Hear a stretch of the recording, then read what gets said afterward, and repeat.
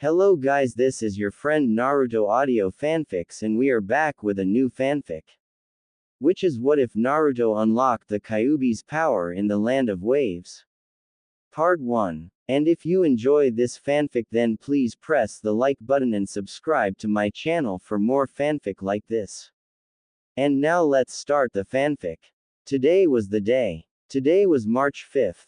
The day that this year's class would finally end their time in the academy and become full-fledged ninja of the village.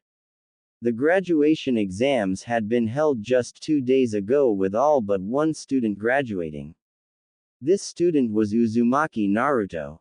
Naruto was the village prankster and the class clown.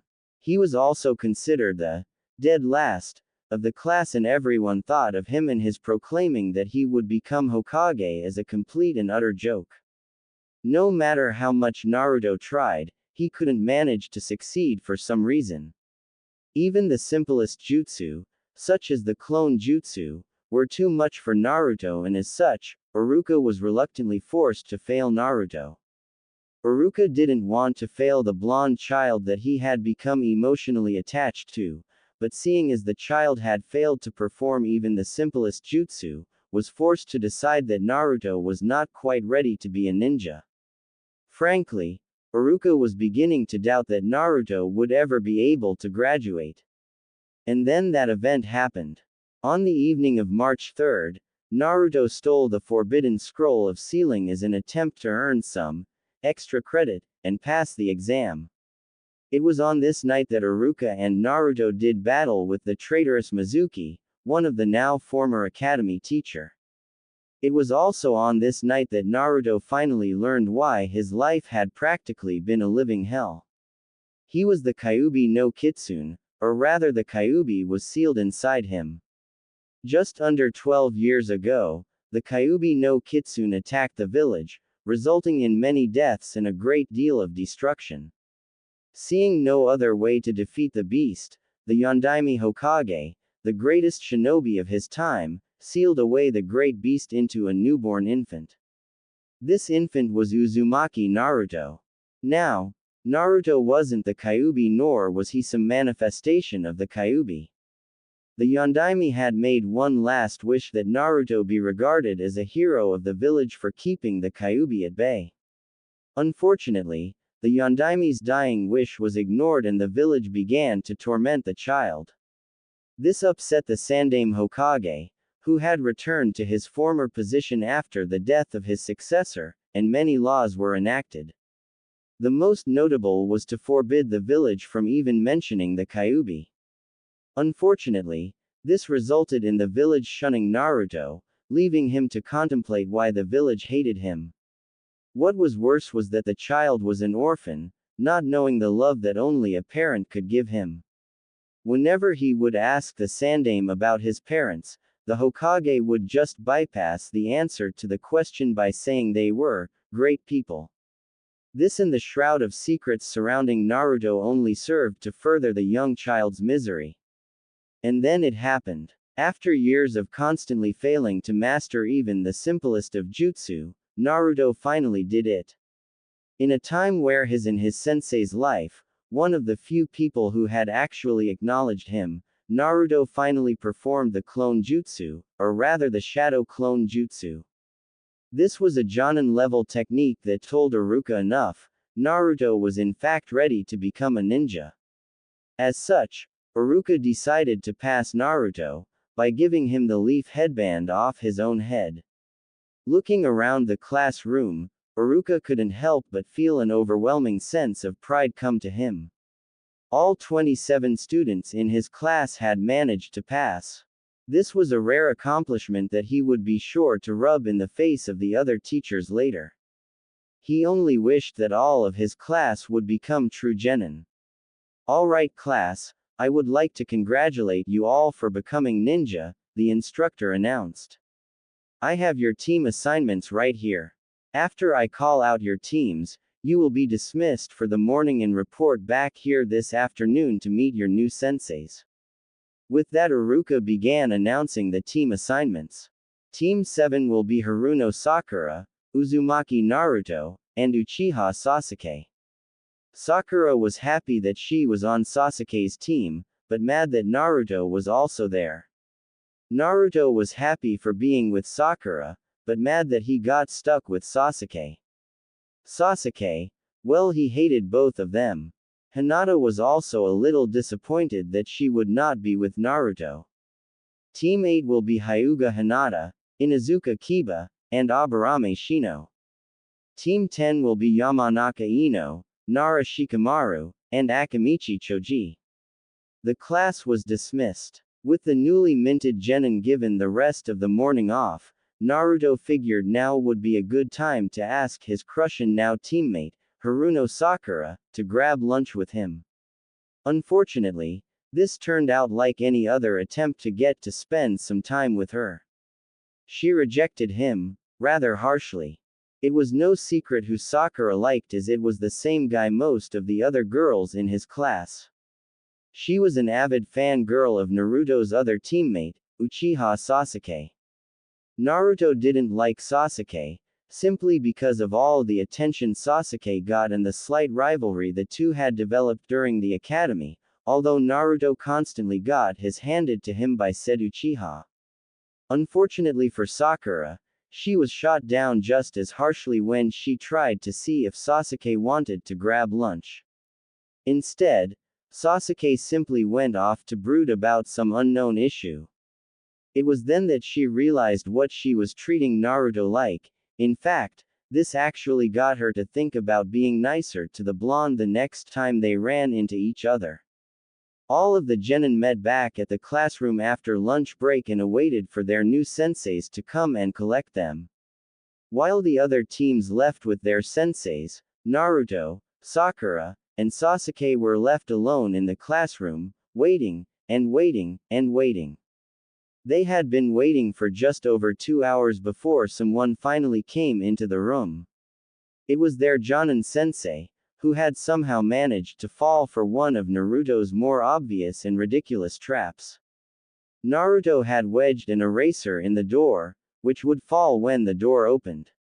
For Naruto, the trap worked perfectly and their new sensei was bonked square on the head as the eraser bounced off his gravity-defying silver hair.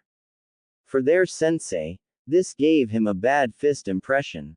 All he really said to them was, "My first impression is, I don't like you," before taking them away to the roof of the academy for introductions.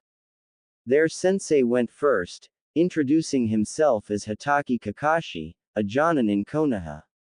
Unfortunately, this was all Team 7 got out of their sensei, as the remainder of his answers were rather vague. Naruto followed up. Unlike Kakashi, Naruto basically read off his autobiography for the most part, stating his dream to become Hokage and his absolute love for ramen. His hobbies included eating ramen and pulling pranks. Kakashi sent him an intriguing look, almost as if he knew Naruto from a long time ago and was slightly curious as to how the boy had grown. Sakura was next. Like Naruto, she didn't hold back, although she really didn't say much. No, her expressions told the entire story. In short, she was a die-hard Sasuke Uchiha fangirl, who was probably only here to impress Sasuke. Sasuke finished off the introductions. His introduction was much darker than the two before him, stating that he disliked many things and liked very few things. His dream, or should I say ambition, was to kill a certain man and to rebuild his clan. A ramen-obsessed failure, an emo, avenger, and an obsessive fangirl, thought Kakashi as he made his impressions on the team sitting in front of him. Sadly, this was going to be like every other team, they would fail his exam. He hated to do it, as one of the children given to him was the last member of his late friend and former teammate, Uchiha Obito, and his senseis. Well, I'm not allowed to talk about that because of the Sandame's laws. Kakashi gave his team the dreaded news of the actual Genin exam, telling them to meet him at Training Ground 7 tomorrow morning at 8 a.m. This test would determine if they were amongst the 33% of their class that passed the exam. Oh, And he told them not to eat breakfast or else they would throw up. Kakashi was a lazy liar. That was Team 7's second impression of Kakashi and one that they got before beginning the exam. They were told to meet up at 8 o'clock, but Kakashi didn't even bother showing until just after 10 o'clock. Furthermore, the "don't eat breakfast" part turned out to be a trick to simply make them suffer more. Kakashi explained to them that the objective of this test was to obtain the 2 bells that he had tied to the side of his belt. However, because there were only 2 bells, only 2 people would pass while the third would be sent back to the academy, that is if they even managed to get a bell. Instantly, Naruto began to shout out against this, questioning the whole point of the test. Kakashi began the exam, giving them until noon to take the bells from him. As soon as he started, Sakura and Sasuke darted off into the trees to conceal themselves like a true ninja would. As for the third member of the team, well, come and fight me, declared Naruto, not even bothering to hide himself. Baka. Both Sasuke and Sakura though, observing Naruto from their hiding spots. Naruto charged as the one-eyed Jonin only to halt when Kakashi reached into his back pouch for what seemed like a weapon. To Naruto's slight disappointment, it was an orange-colored book titled, Ika Ika Paradise. After overcoming his initial confusion, Naruto resumed his attack, hoping to teach the Jonin a lesson for underestimating him. Kakashi managed to dodge every single blow with minimal effort, if even that, not even having to take his eye off the book. A ninja isn't supposed to get caught from behind, idiot, Kakashi said, appearing in a crouching position behind Naruto. Kakashi made a quick hand seal as Naruto tried to react in time. Too late. Hidden technique. 1,000 years of pain. Naruto was sent flying while Sakura and Sasuke just looked on in embarrassment. All Kakashi had really done was poke Naruto in the, sending him flying into the stream in the training ground. You sure are weak for someone wanting to become Hokage, taunted Kakashi as it became obvious that the blonde wasn't surfacing anytime soon. Shut it you. I'm going to make you acknowledge me, shouted Naruto as half a dozen Narutos burst out of the water. For the first time since meeting his team, Kakashi was actually slightly surprised. Even Sasuke and Sakura were amazed by the fact that Naruto had managed to pull off this many clones, and not just normal clones, but physical ones. You still can't beat me with that jutsu, Kakashi said as the 8 Narutos charged at Kakashi. Before he knew it, a 7th Naruto had grabbed Kakashi from behind. Weren't ninjas not supposed to get caught from behind? Right, Kakashi-sensei? Naruto said ironically. Here comes revenge for poking my like that. Even Sasuke admitted that Naruto had come up with a decent plan. Naruto made a fist and punched Kakashi, only to realize that he had punched one of his clones. Before anyone knew what was happening, the Narutos were beating up each other. Kakashi had used a substitution jutsu to get out of that mess. Naruto spent the next few minutes trying to find where Kakashi went. To his delight, he found one of the bells sitting by the base of a tree. He dropped a bell, Naruto said, reaching for the bell. Next thing he knew, he was pulled into the air by a rope.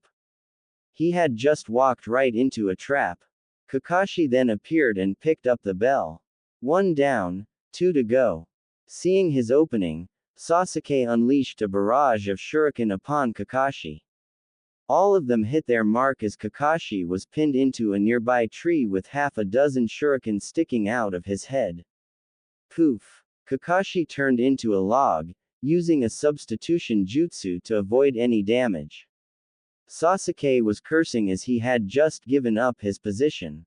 Panicking, Sasuke bolted out of his hiding spot as Sakura did the same, not wanting to lose sight of her crush. Sakura quickly lost sight of Sasuke, only to find herself in Kakashi's trap.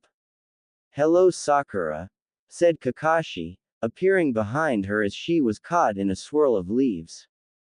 The next thing Sakura saw was a beaten and bruised Sasuke crawling out of the bushes, roughly a few dozen kunai and shuriken sticking out of her body. And then he collapsed to the ground, dead.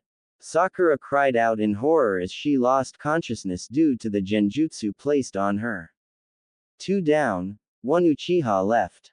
Kakashi moved to the next clearing, tripping a wire and sending a barrage of knives at him. He easily dodged the trap that Sasuke must have set for him. When Kakashi recovered, he quickly found himself engaged in a taijutsu battle with Sasuke. Kakashi easily repelled Sasuke's attacks and Sasuke was forced to resort to something Kakashi really was not expecting. Fire style. Great fireball jutsu, shouted Sasuke. Genin fresh out of the academy weren't supposed to know jutsu on this level. It was surprising that Naruto knew the shadow clone jutsu, but the fact that Sasuke also knew an advanced jutsu, he was beginning to hate the fact that he would be forced to fail them in less than an hour now. The flames died down and Sasuke couldn't see any sign of Kakashi anywhere, that is until a pair of arms came shooting up out of the ground, dragging Sasuke into the ground so that he was buried up to his head.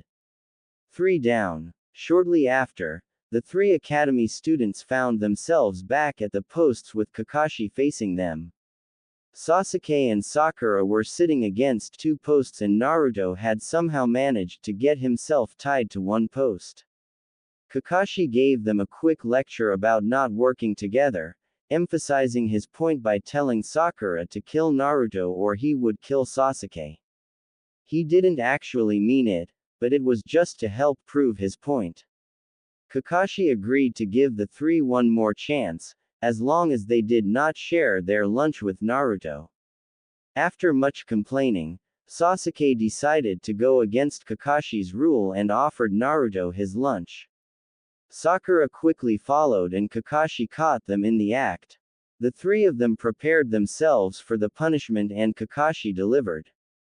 They passed. They were now officially ninja of Konoha. Yuhi Kurenai had been assigned to Team 8, consisting of Hinata, Shino, and Kiba. Like the other Jonin, she had been tasked with determining whether or not her team had the potential to become an actual team of shinobi. Hinata was the current heir of the Hyuga clan, currently the most powerful clan in Konoha. However, her father had labeled her as a failure due to her lack of skills and her shy and timid nature. As such, her father, Hiyashi, had assigned Kurenai to watch over Hinata since a few years ago while he shifted most of his attention to his younger daughter, Hanabi. Kurenai wasn't too fond of the treatment Hinata had received at home and she was sure her father still cared for his daughter. However, clan politics had gotten in the way of what's best for Hinata. Kurenai took this as a challenge, determined to make Hinata into a kunoichi that the Hyuga clan would regret casting aside. It was for this sole reason that she would most likely pass her team, even before she tested them. Kiba was the younger of the 2 children in the Inuzuka's main family. For years, the Inuzukas were renowned through Konoha for producing some of the best hunter ninjas in the shinobi world. Their relationships with dogs made them ideal for tracking and their own senses were more beast-like as well. Kiba's own sense of smell was about 100x more powerful than humans, not nearly as strong as a dog's, but still. Shino was the final member of her team. He was the clan heir to the Aburame clan. The Aburame were, in a sense, outcasted by some of the population of Konoha as they lived in symbiosis with insects, allowing the insects to live inside their own body. However, much of the shinobi population knew of the potential the Aburames possessed and as such, they had a great deal of respect for the clan. Shino's knowledge of the insect world and ability to make use of the faint chemical signals found in insect pheromones made him a valuable member in a team that was destined to become a great tracking team, if not the best. Kurenai saw the potential in this team to be great. She would put very little effort in testing them as she was pretty much set on passing them the moment she was assigned this team.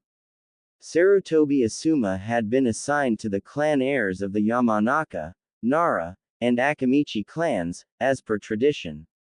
Ino, Shikamaru, and Choji were the selected members of each clan who were destined to form the next generation of the Ino-Shika-Cho trio, Konoha's legendary combo rivaled only by the Raikage and his brother in terms of teamwork.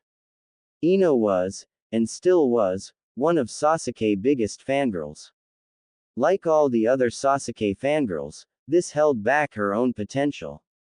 If she could just focus more on her shinobi career and less on the last Uchiha, she would be one hell of a kunoichi. Shikamaru, like the rest of the male populace in his clan, was extremely lazy yet possessed superior intelligence that was seen nowhere else. Like Ino, Shikamaru had immense potential, but he held himself back as it would be too much effort for him to care about much else. Choji was the final member of his team. Choji was the heir of the Akamichi clan. The main problem with Choji, however, is that he cared more for food than shinobi training. Sadly, this was common in the Akamichi clan. Asuma would likely pass this team as well without much evaluation. He knew the three of them were destined to work together, like the generations before them. All he had to do was to get them out of their own little worlds and start working together. Once that happened, his team would be a force to be reckoned with. Sarutobi Hiruzen, the Sandaime Hokage, gathered all of the Jonin instructors assigned to this year's class. Like in the past, there was only about a 33% pass rate for all of the teams. In particular, the most notable team that passed was Kakashi's team. He had been assigned to test genin teams for the past 7 years and all of them had failed, miserably. However, this team had managed to pass. Many Jonin credited it to the fact that the Uchiha was assigned to him. Out of the nearly 1,000 students who graduated this year, only 300 or 100 teams were actually going to become genin. Naruto awoke early the next morning. He had finally done it. He was now officially a ninja. Yesterday, he and his team, Sakura Haruno and Sasuke Temu Uchiha, had passed the True Genin exam and they were slated to start as True Ninja today. Naruto went through his usual morning routine before leaving his apartment to meet up with his team. Meeting up at the training ground, he found that Sasuke and Sakura had already arrived, but Kakashi was nowhere to be seen. He remembered from the past 2 days that Kakashi had been late by at least 2 hours. Hopefully this wouldn't be a regular occurrence. Sadly it was. "You're late," shouted Naruto and Sakura simultaneously as Kakashi arrived 2 hours late. "Sorry guys, you see there was this old lady who needed help crossing the street and then she needed help," Kakashi was interrupted. "Can it?" shouted Sakura. "Yeah. Come on sensei, what sort of cool ninja stuff are we going to be doing today?" asked Naruto. "Well, someone looks eager to get started. So we will. Today we will be working on your teamwork," said Kakashi. Huh. All three of them looked at Kakashi with a dumbfounded look. "Why do we need to do that? Come on, we are ninja now.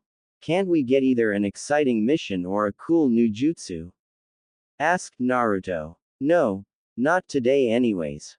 I told you yesterday that the three of you will be working together in a team, so we will work on making sure the three of you can work together," said Kakashi. "But come on Kakashi. We are ninja now," argued Naruto. "No, buts. You are ninja and as ninja, you need to work together in teams," explained Kakashi. "Do you have a problem, or would you rather go back to the academy?" No. Teamwork is great," said Naruto sarcastically. For the rest of the week, Kakashi had them working on simple trust exercises, such as throwing a ball back and forth blindfolded or having someone guide another around a course while the one being guided was blindfolded. For the most part, these exercises went smooth, For the first hour, that is. There came a point every time when Naruto would become fed up with the exercise and slip up somehow, creating tension within the group. Most of this tension was between him and Sasuke, with Sakura siding with Sasuke, always. As such, the exercise would go downhill from there. Kakashi sighed at his team's progress. Perhaps a mission might help things out. He had the right mission in mind that was designed to serve as a good first mission and help build teamwork. Is everyone in position? Kakashi called out through the wireless radios his team was wearing. I'm ready, called out Sakura. I'm in position, said Sasuke. I'm here, replied Naruto. All right, where's the target? Asked Kakashi. Target is 5 meters. We are ready to go, said Sasuke. All right, on my mark, go, ordered Kakashi. With that, the 3 newly minted genin dove forward on their target. Naruto came up the one to catch it, although he was wishing he hadn't. Their target just so happened to be a pretty angry cat, known around the village as Tora, the fire daimyo's wife's pet and the demon cat of the leaf. Team 7 reported that they had caught the intended cat, indicating that it had a pink ribbon in its ear. They quickly made their way back to the Konoha mission hall, and Naruto couldn't get rid of the cat any sooner. By the time Tora was back in the suffocating arms of its owner, Naruto's face looked like it had just been put through a blender 5 times over. Kakashi called that enough for the day, citing Naruto's health as an excuse to dismiss his team for the day and to read his book. Before leaving, Iruka, who had been stationed to give out missions that day, asked Naruto if he wanted to get ramen later. Naruto gratefully accepted Iruka's offer. So Naruto, tell me, how was your first week of being a ninja? Asked Iruka. You know, I thought it would be better, but all Kakashi-sensei has us doing are stupid teamwork exercises and then we get that mission, said Naruto, rubbing his face. My face still hurts. Ah yes, the infamous capture Tora mission, said Iruka. Wait, did you have to do that mission as well? Asked Naruto. Iruka cringed a little as he recalled the full memory. Yeah, that cat has a history of getting away from its owner. Naruto laughed. I can see why. That lady was practically suffocating the cat. Serves it right, said Naruto. Now Naruto, be nice. That lady is the wife of the fire daimyo and you won't believe how much money that cat brings into the village, said Iruka. Naruto looked at Iruka a little confused. All right, I'll explain. People hire ninja to do tasks ranging from catching a pet cat, all the way up to assassinations. We assign a ninja team to these missions based on the assigned ranking and the clients pay us a commission. Out of the commission paid, you get a certain amount of it, as well as the rest of your team, and the village takes its cut. This is main way a ninja village makes money is through the service of our ninja.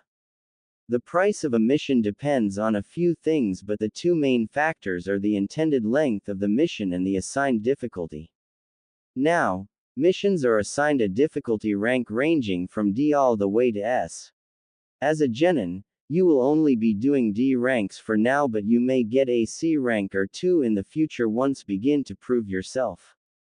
Do you understand? Yeah, I guess. But still, said Naruto. Iruka laughed. Don't worry. Everyone has to go through D ranks. Think of it as a rite of passage that every ninja has to take. Eventually, there will be other ninja doing those missions and you will be doing things more exciting. Just stick with what you're given for now and eventually your time will come, said Iruka.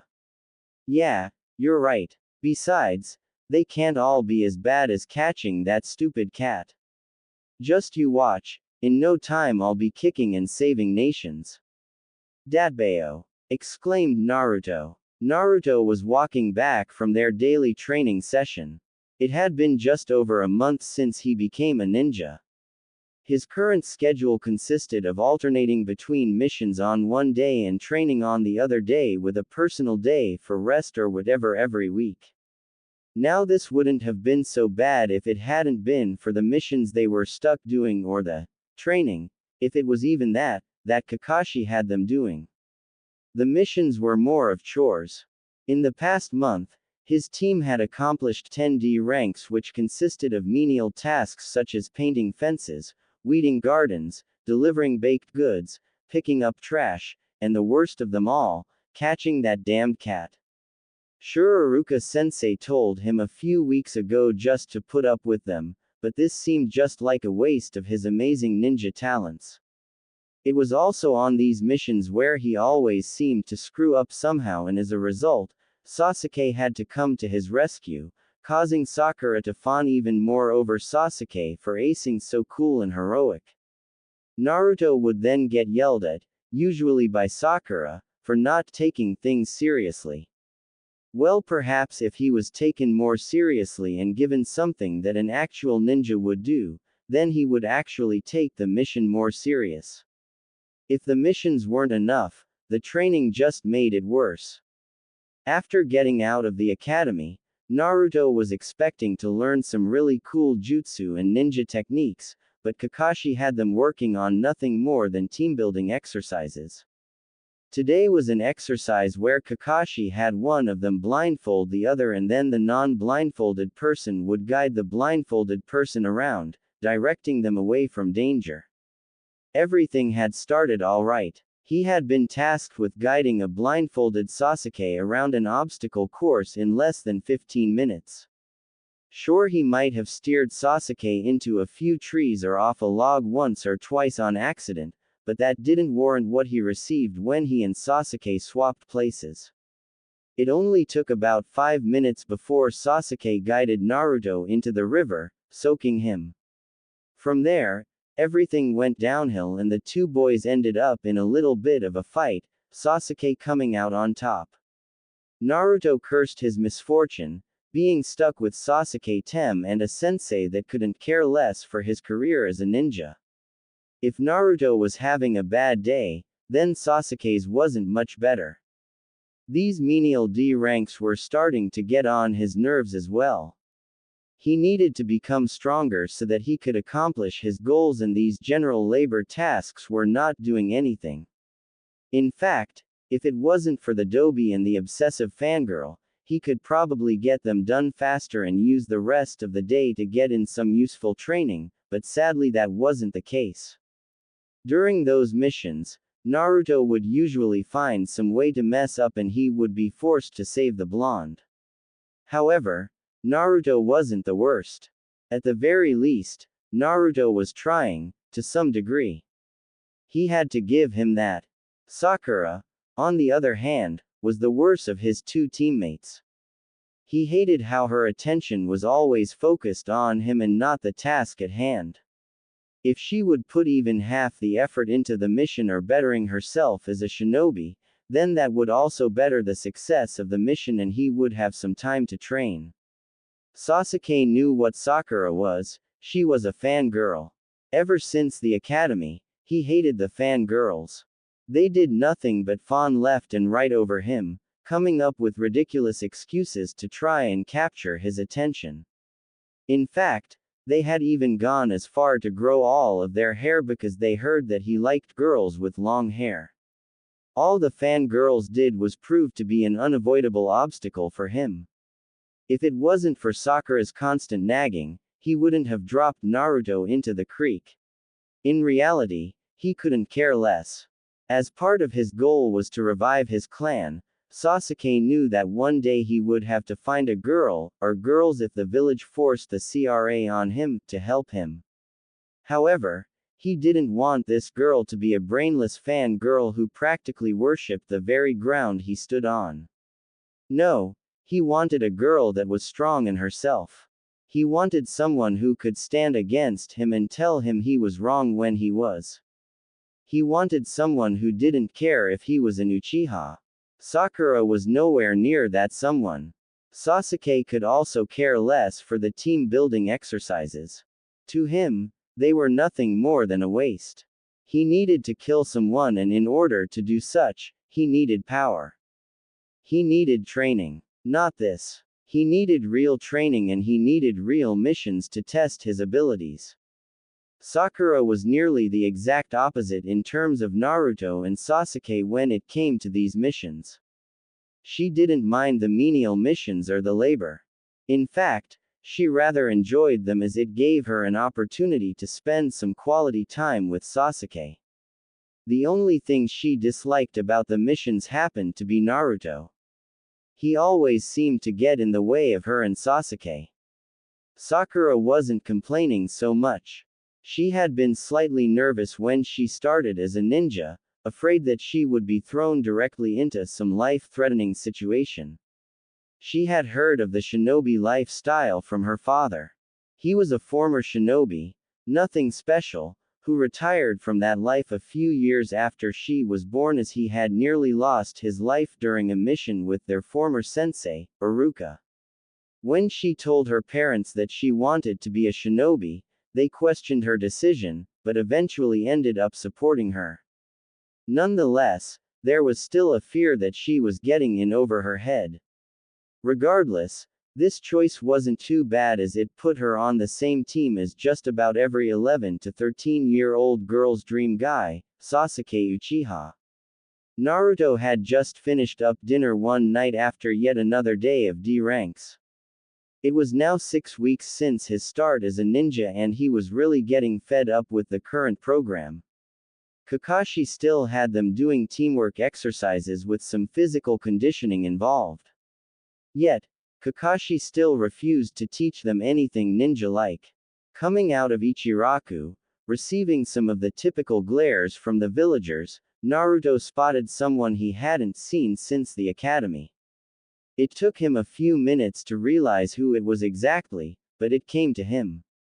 That someone was Hinata. He had always thought of her as a weird and dark girl who just sat in the back and never talked to anyone. In fact, she was the exact opposite of most of the girls in the class. She was one of the very few, possibly the only, girls that didn't fawn over Sasuke. But there was something else. She was also the only one in the class that was never mean to him. Naruto hadn't seen anyone else, besides Sakura and Sasuke, since the graduation from the academy. Well, actually, he had seen Shikamaru and Choji once, but they were busy chasing after that damned cat. Hey, Hinata! Shouted Naruto. He was just looking for someone else to talk to from his class besides Sasuke and Sakura. Hinata froze up, hearing the voice of her crush coming up from behind her. Naruto, she stuttered, looking frantically for something to hide behind. She found a nearby post and used that as cover although she peeked out from behind, glad that Naruto was talking to her. Hey, you still have your headband! Exclaimed Naruto, noticing the forehead protector around her neck. Besides his own team and Team 10, Naruto didn't know who the other teams who passed the Genin exam from his class were. Kakashi had mentioned that there were 3 teams from his class, but he didn't know who the other team was, until now. That means your team passed the Genin exam. Why yes we did, Naruto. I'm glad TTOSCT that you did as well, replied a stuttering Hinata. Wait, you're actually glad that I passed? Asked Naruto. He was sure half of the class had placed bets on him failing and the other half were preparing to beat him to death when he was the reason for Sasuke failing. I am. I always knew why you would, she said. You did? Asked Naruto, getting a slight smile on his face. Thanks. I'm glad you passed as well. Everyone in your family must be proud of you. Hinata was happy that Naruto had acknowledged her, but at the same time, she was wishing that he hadn't brought her family into this. She looked down, catching Naruto's attention with this. Hinata. What is it? Nothing. Just that my father has always been strict and well, I'm afraid I'll disappoint him, said Hinata. Now, if there was one thing Naruto knew, it was disappointment. For most of his life, he had been just that, a disappointment. However, through experience he learned that you're only a disappointment if you just give up. If you keep trying your absolute hardest, there is no way you could disappoint someone. He proved this the night he finally graduated after saving Iruka-sensei with the Shadow Clone Jutsu. Don't worry. All you have to do is do your best. If you do that, you'll never disappoint. Datbeo. This picked Hinata's spirits up. If there was one thing she always admired about Naruto, it was his never-give-up attitude.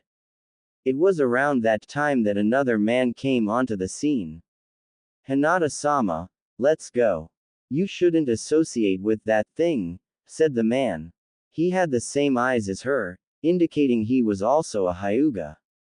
But Hinata tried to protest. No, Hinata-sama, he's not right. You can't believe anything he says, said the Hyuga as he took Hinata away. Naruto looked down. He was used to this, adults grabbing children and dragging them away from him. He knew why, thanks to Mizuki's big mouth and an explanation later from the Hokage, but he still didn't understand. He wasn't the Kyuubi, he just had the beast sealed inside him. But he told me to not give up. What's so bad about that? Asked Hinata. The Hyuga stopped in his tracks, turning around to see Naruto walking away, head down.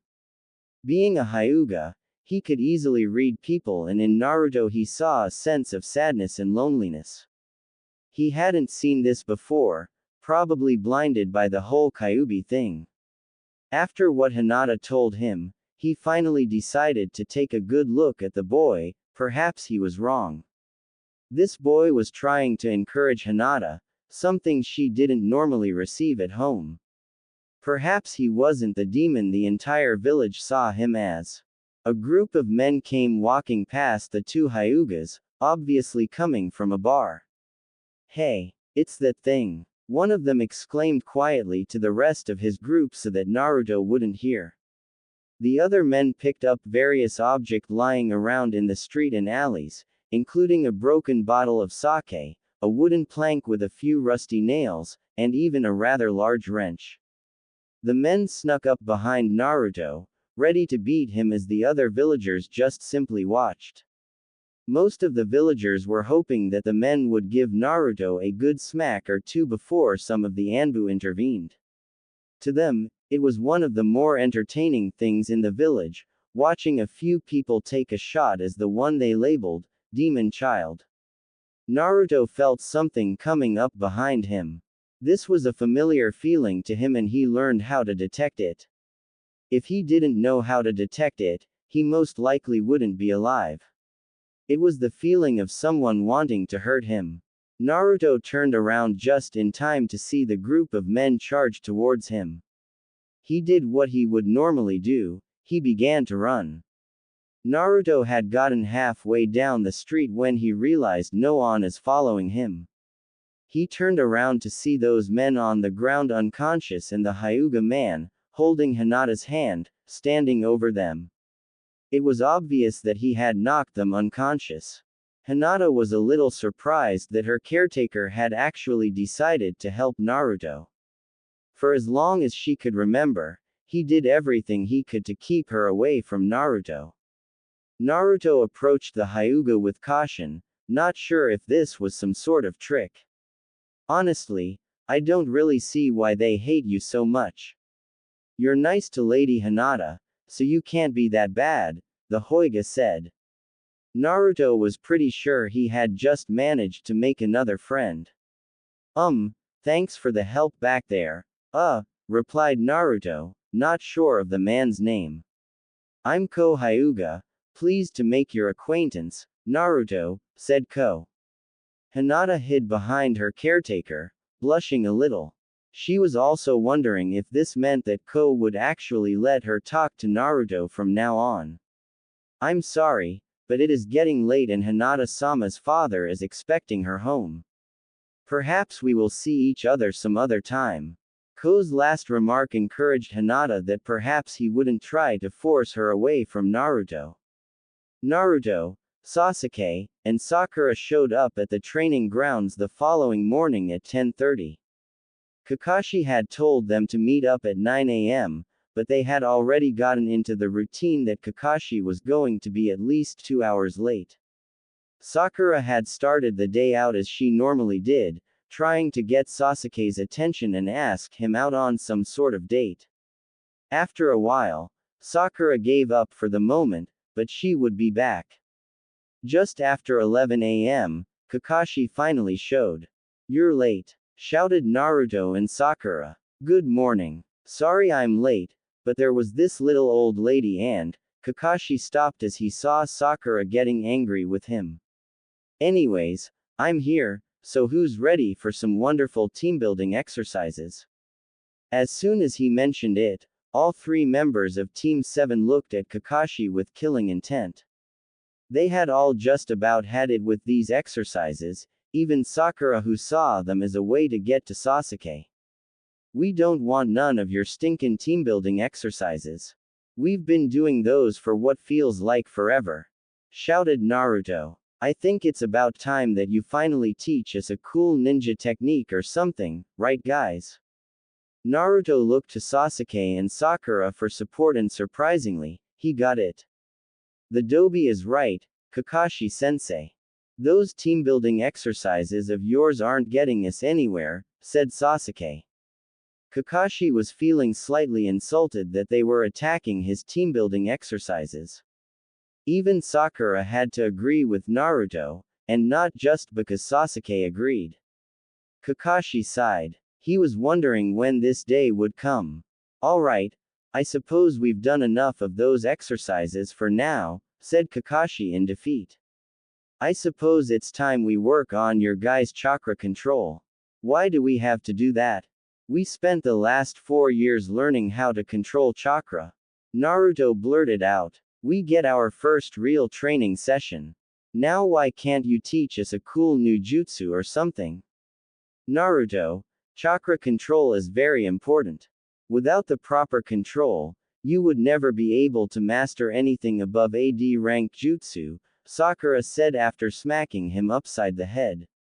"Sakura's right, Naruto," Kakashi said. "If you hope to be able to learn a cool jutsu, you must learn how to control the flow and release of chakra. The lessons you learned in the academy are basic, but they are not enough." "Fine. It beats catching that damned cat anyways. I wonder what sort of demon that cat came from anyways," said Naruto. Somewhere in Kumogakure, a young woman with blonde hair felt the urge to sneeze. As if scripted perfectly, said cat came running out of the trees with a genin team in pursuit. Unfortunately for Naruto, Tora remembered him from the last time Team 7 was assigned to capture her and proceeded to claw Naruto in the face before darting off into the woods. "I swear that the village makes more off of that cat than all the other D and C ranks combined," said Kakashi quietly. "Anyways, today we'll be working on the first of the regular chakra control exercises, the tree climbing exercise." "Tree climbing?" Sakura questions while Naruto and Sasuke looked on with a bit of curiosity. "Yes, it's the first exercise in chakra control. The idea is to hold a constant chakra at the bottom of your feet and use it to stick to a surface, in particular the side of a tree, while you walk up it," Kakashi explained. He further instructed the genin in that exercise and they each proceeded to a tree. Naruto and Sasuke took a few steps up the tree before falling to the ground. Sakura had managed to climb the entire tree with little effort. Kakashi noted that her control was the best of the group. They were instructed to work on that exercise for the remainder of the day until they could climb the entire tree. After that, they were to exhaust their chakra as they continued to refine the technique. Out of the 3 rookie instructors, Kurenai had begun teaching her students much earlier than either Kakashi or Asuma. It was already clear to her that her team had no pressing issues with one another, except for Hinata wishing that Naruto was on her team, and they didn't require much effort getting the 3 of them to work together. As such, Kurenai had begun actual training with them only a week or two out of the academy. Asuma followed, but it took a bit longer to get the boys and Ino to work with one another as Ino would constantly belittle them, saying stuff regarding Sasuke doing much better than they would ever do. For Naruto and Sasuke, it was getting late. Sakura had already called it a night as she didn't have anywhere near the chakra reserve that Sasuke, let alone Naruto, had. However, she had accomplished the training after about 2 hours. Naruto and Sasuke were locked in a competition as to who would reach the top first. After the day ended, they were each about 2/3 up the tree. The following day was a mission day for them filled with more exciting D ranks. It was obvious that Naruto and Sasuke were getting irritated at having to do those. By the second day of their training, the two boys of Team 7 had managed to make it up to the top of the tree. Sasuke had been the first to reach the top, although he noted that Naruto was not far behind, making it to the top the next attempt. The three of them were instructed to refine the exercise for the remainder of the training days that week, until they had it down perfectly. They even used their free day to dedicate to the training. Alright, Team 7. For your next mission, you can either babysit an elder's grandson, shop in the neighboring village, or, the Hokage was cut off by someone entering the room and whispering something in the Hokage's ear. Well, it appears Tora has escaped again. Team 7 shuddered at the thought of having to catch that cat again. No. Naruto shouted out. I don't want another stinking D rank. I want a real mission. Surprisingly, Sakura and Sasuke both found themselves agreeing. I thought it was about time for this, Kakashi thought to himself. Idiot, you're just a rookie. Iruka shouted, his head growing to 5 times its original size as he used his big head no jutsu. Everyone starts off at the bottom and works their way up. But we keep getting the crappiest duties. Naruto responded. The Hokage sighed. We've been doing menial tasks for the past 2 months. It's about time we got something more fitting for a ninja. Naruto, it seems I have to explain to you what these duties are about, the third said. Every day, the village receives requests, from babysitting to assassinations. Each request is written down and given a rank of D, C, B, or A. These missions are handed out to ninja based on their experience. If the duty is completed, the village receives payment from the client. You just recently became Genins, so D ranks are perfect for you. Obviously, Naruto was distracted, discussing his favorite ramen. It was then that the Hokage flipped out, and Kakashi knew he was going to get it later. But, if you must, the Hokage said. Team 7 diverted their attention to the old Hokage. I'll give you a C rank mission. Naruto was ecstatic, Sasuke and Sakura were pleasantly surprised, and Kakashi was in disbelief. You will be acting as bodyguards for a certain individual as they travel to the land of waves. Who is it? A feudal lord? A princess? Naruto shouted out. The door opened, and in walked a slightly drunken-looking man. You're giving me these brats. Hey you, short one with the stupid-looking face, are you really a ninja? The man asked. Haha, who's the short one with the stupid-looking face? Naruto asked, soon realizing it was him as he was the shortest. Naruto tried to charge the man, only to be held back by Kakashi. I am the super expert bridge builder Tazuna. I expect protection until I get back to my country and complete my bridge, the old man said. With that, the team departed the village a few hours later.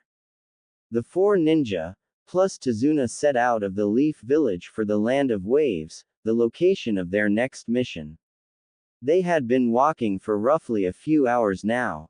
During the beginning of their trip, Kakashi explained about the layout of the ninja world and that there were 5 major shinobi nations.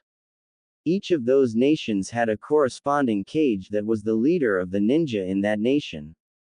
However, The Wave Country was a small nation that didn't have any ninja to protect it, although ninja don't normally bother it because of its size.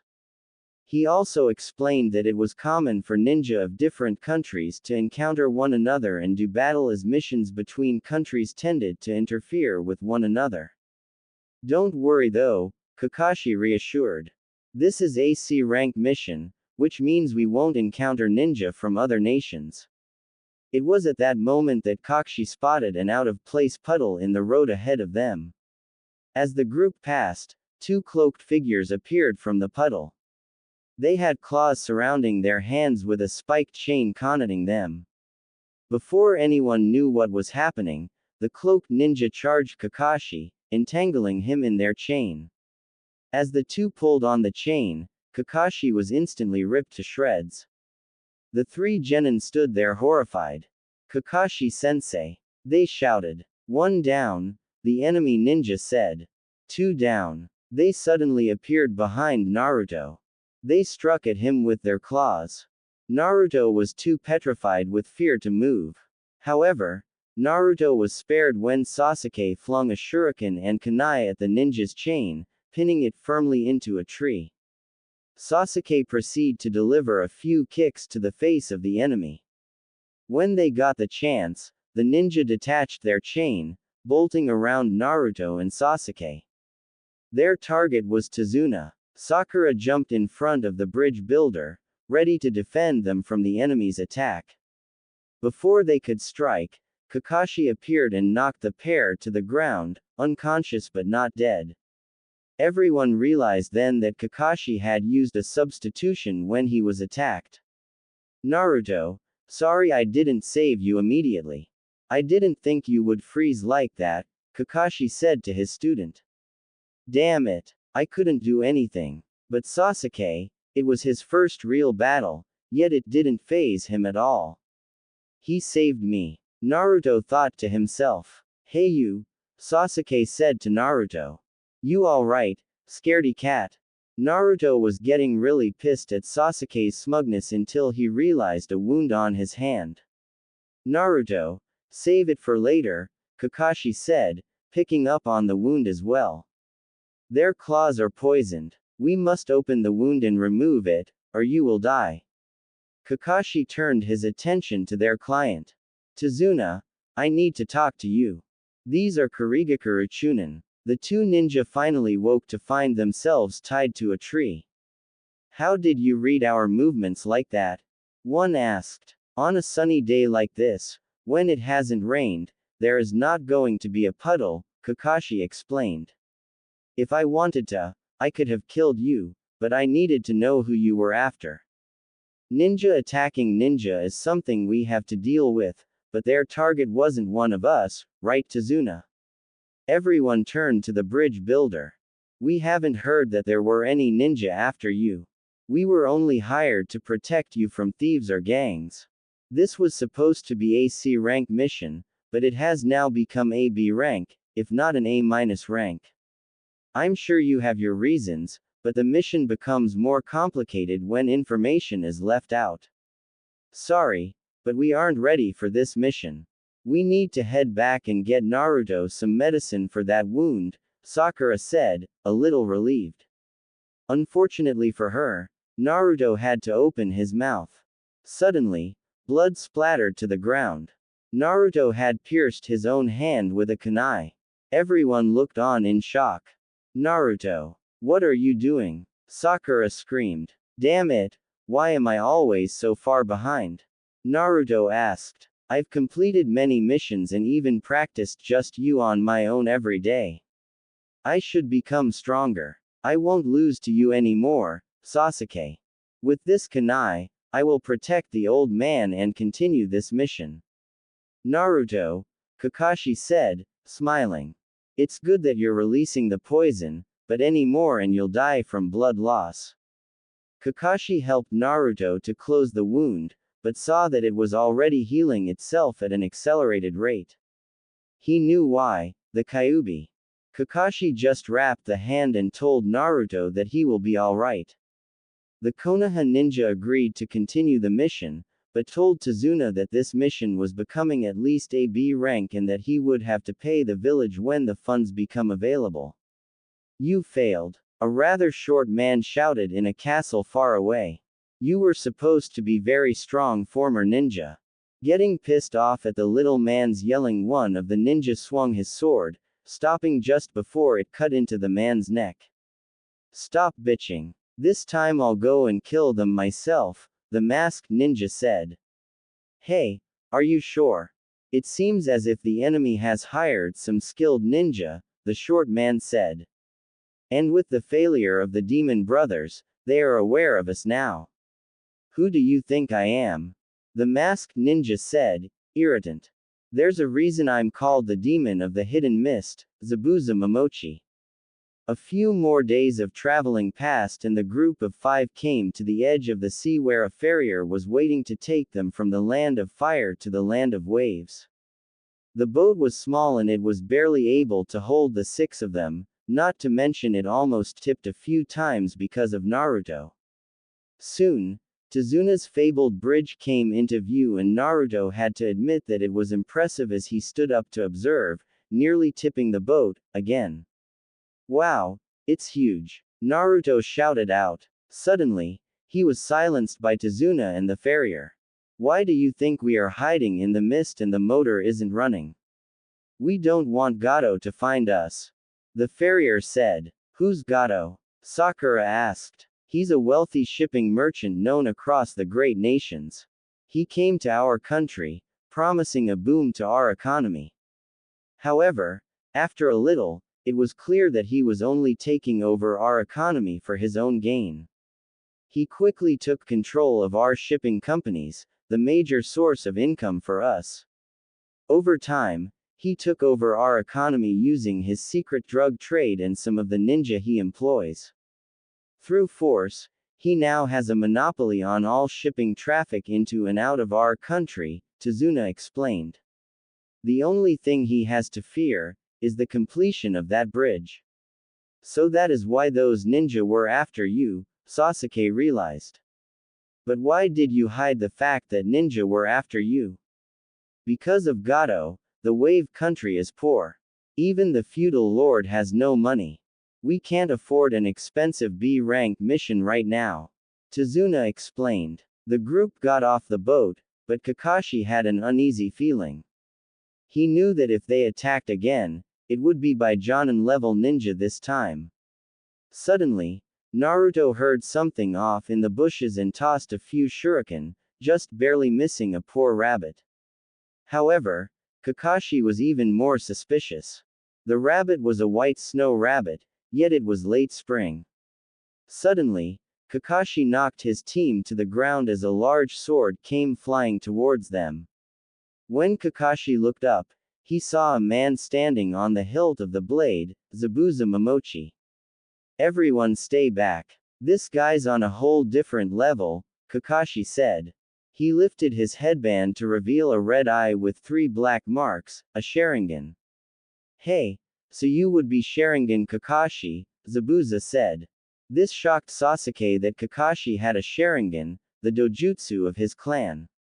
I already get to see the famed Sharingan, I'm almost honored. What's the Sharingan? Naruto asked. It's one of the 3 great dojutsu, also known as the copy wheel, Sasuke explained, as it was part of his clan. It's said that the Sharingan gives the user the ability to defeat all types of taijutsu, ninjutsu, and genjutsu. But that's not all. Hehe, that's right, Zabuza said. What's even scarier is that you can copy your opponent's techniques once you see them. Kakashi, when I was a Jonin for the Hidden Mist, there was a page in my bingo book about you. It said that you had copied over 1,000 jutsus. What's going on? The Sharingan only appears in a select few members of the Uchiha clan. Sasuke thought to himself. Zabuza jumped off the tree and landed on water, just a few meters away. Kakashi attacked the ninja, who just turned to water, revealing it to be a water clone. Before Kakashi knew what was happening, Zabuza appeared behind him. Sweden. Water prison jutsu, Zabuza called out as Kakashi became trapped in a ball of water. Zabuza then made another water clone to deal with the kids while he held Kakashi prisoner. HMPH. Wearing headbands and acting like ninja, the water clone said. But you know what? A real ninja is someone who has survived numerous brushes with death. Basically, once you're good enough to be listed in my bingo book, then you can call yourself a ninja. The clone disappeared, only to reappear and kick Naruto, sending him flying and knocking his headband off. Take Tazuna and run. You're no match for him. His clone can't move far away, and he's stuck here keeping me prisoner, Kakashi yelled out. As the clone began to move towards Naruto, he thought he was really going to die there. He froze again, but suddenly realized the oath that he had sworn a little while ago. Naruto charged at Zabuza, only to be sent back to where Sasuke and Sakura were standing. However, he got what he wanted. Naruto was able to reclaim his forehead protector from Zabuza's clone. Put this in your handbook, you browless freak. I'm the one who will become Hokage one day. Naruto Uzumaki, Naruto exclaimed. Sasuke, lend me your ear. Sasuke didn't like the idea of working with Naruto, but realized that he had no choice. Hee, the clone laughed. When I was your age, I had already slaughtered my entire class. That is how I got the name, the Demon of the Hidden Mist. The Hidden Mist graduation exam? Kakashi asked, still trapped in water. Ah, so you've heard of it, Zabuza said. Wait, what exam? Sakura asked. Hee, fights to the death between students, Zabuza said, letting some killer intent loose. Children raised together as friends, were pitted together until one lost their life. 10 years ago, the Hidden Mist changed their graduation exam as a result of one child who killed his entire class, without pause or hesitation, Kakashi said. Zabuza. It was at that moment that Sasuke attacked the clone, only to be forced to the ground. He was starting to cough up blood. Shadow clone jutsu, Naruto said, making about 30 clones of himself. They jumped at Zabuza with their kunai, only to be dispelled by one swing of his sword. As Naruto slid past Sasuke, he handed his teammate a Fuma shuriken. Sasuke threw the shuriken at the real Zabuza, not the clone. However, he caught it. What? Another shuriken in the shadow of the first. Zabuza said as another shuriken sailed towards him. He couldn't catch this one. However, he jumped to dodge the second shuriken. Sasuke's attack had missed. Or did it? The second shuriken disappeared in a puff of smoke, revealing that Naruto had been transformed into the shuriken. Before landing in the water, Naruto threw a kunai at the Mist Jonin. It was aimed for the back of his neck and he wasn't going to be able to dodge this one. Zabuza did the only thing he could. He jumped back, releasing Kakashi from his prison. Great plan, you two, he said to Naruto and Sasuke. Hey, I just got distracted and released the jutsu, Zabuza said, trying not to admit he had been bested by a couple of brats. No, they forced you to move, Kakashi stated. It was now Zabuza versus Kakashi. The two ninja jumped away from each other. Zabuza flipped through a series of hand seals as Kakashi copied the seals exactly at the same time. Sushin. Water Dragon Jutsu. The both said at the same time. Two water dragons rose up out of the water and began to do battle with one another. In the end, it was a draw. Zabuza was shocked that Kakashi was following him so close and so exact. My movements, is he? Zabuza was interrupted. Reading them, Kakashi finished. Kakashi flipped through a few more seal, shocking Zabuza. Sweden. Water Vortex. Kakashi called out as a blast of water sent Zabuza crashing back into a tree. How? Zabuza said, weakly. Can you see the future? Yeah. Kakashi responded. You're going to die. Just as he said that, two Senbon came sailing out of nowhere and nailed Zabuza in the neck, killing him. Out of surprise, Kakashi looked up to see a mist ninja wearing an Anbu mask. To everyone's surprise, the ninja was a kid, no older than Naruto. Thank you very much. I have been searching for the opportunity to kill this criminal, the mysterious ninja said. That mask, you must be a Kiri hunter ninja, Kakashi stated. The ninja agreed. What the hell? Who are you? Naruto said as the hunter ninja caught his attention. Back down Naruto, Kakashi ordered. He's not our enemy. It's not that. He killed Zabuza, our enemy, that easily. Who the hell is he?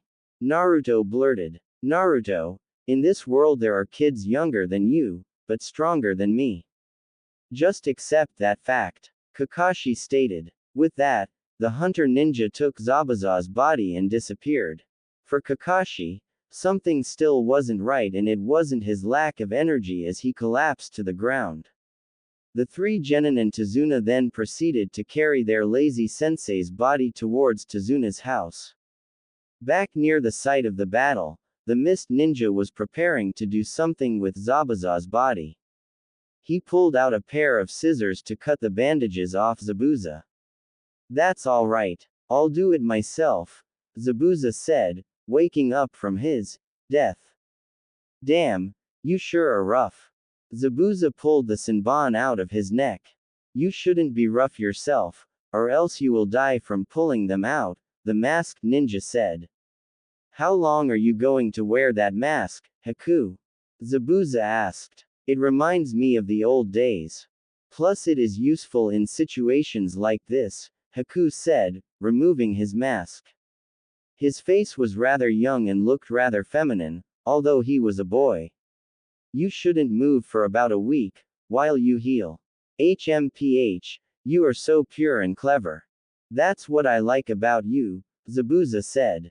That's because I'm just a kid. Haku smiled. Kakashi woke up, feeling something was wrong and scaring Naruto and Sakura so much that they nearly choked on the food they were eating. What's wrong, Kakashi-sensei? Naruto asked. Hunter ninjas usually dispose of the body on sight. How did the hunter ninja dispose of Zabuza?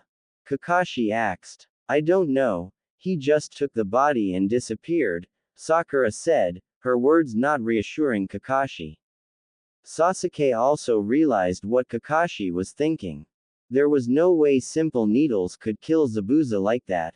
He was still alive. What the hell do you mean? Naruto shouted out. You even said he was dead. I did, but that was most likely a momentary death, Kakashi explained. He knew about the body's structure thoroughly, and he used a weapon with a low chance to kill.